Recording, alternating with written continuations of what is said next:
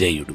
ఎవరైనా ఏదైనా చెబుతున్నప్పుడు ముందు వినాలి, ఆ తరువాతే మనం మాట్లాడాలి. అప్పుడే వాళ్ళు చెప్పింది మనకు పూర్తిగా అర్థమవుతుంది. అలాగే సరైన రీతిలో వాళ్లకు తిరిగి సమాధానం ఇవ్వగలుగుతాం. మానవ మెదడు చాలా శక్తివంతమైనది, సంక్లిష్టమైనది. దాని యొక్క పూర్తి సామర్థ్యాన్ని మనం ఇంకా వినియోగించుకోలేకపోతున్నాం. మన బుద్ధిని కేవలం ఈ క్షణం ఏం జరుగుతుంది, మనం ఏం చేస్తున్నాం అన్న దాని మీద మాత్రమే కేంద్రీకరిస్తే ఆ మెదడు యొక్క రహస్యాన్ని మనం ఛేదించవచ్చు. నువ్వు ఏ తప్పులు చేయడం లేదా, అయితే ఏమీ నేర్చుకోవడం లేదని అర్థం.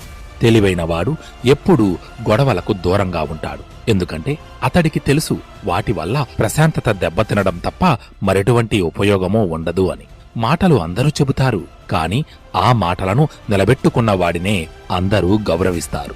మన జీవితంపై ప్రభావం చూపించేవి బయట ఉన్న పరిస్థితులు కాదు,